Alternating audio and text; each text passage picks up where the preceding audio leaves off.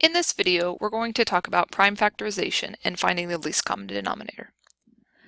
Just as a recall of how we find prime factorization, we are going to break a number down into the product of just prime numbers. So take 66 for example. We know that 66 is 6 times 11.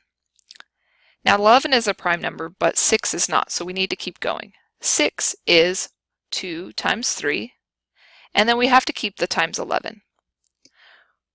We've reached a point now where 66 can be written as just prime numbers, 2 times 3 times 11. So we're good to go there. Now take 135. I know that 135 is 5 times 27. And I know that 27 can be written as 9 times 3.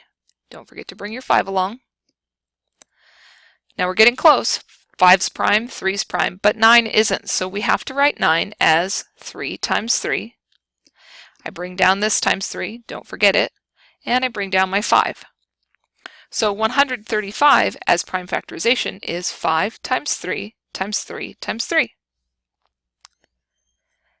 Now when we're finding common denominators, we're looking for numbers that the denominators are both factors of. So take, for example, 4 and 5, my denominators here.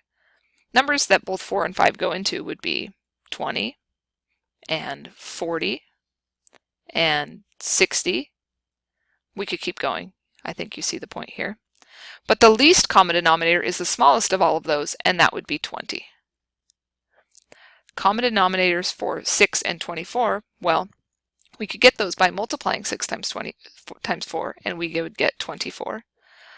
But also 12 and 36 and 48.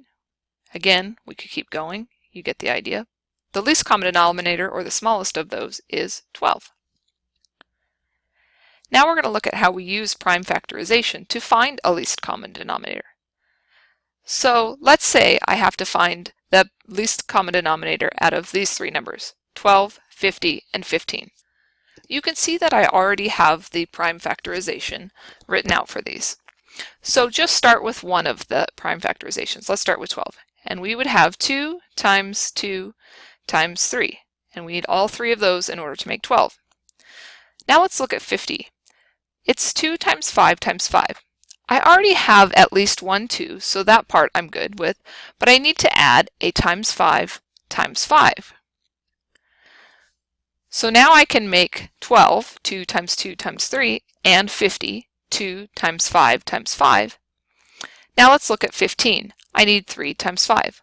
Well, I have a 3 and I have a 5, so I could make 15 out of this without adding any extra numbers.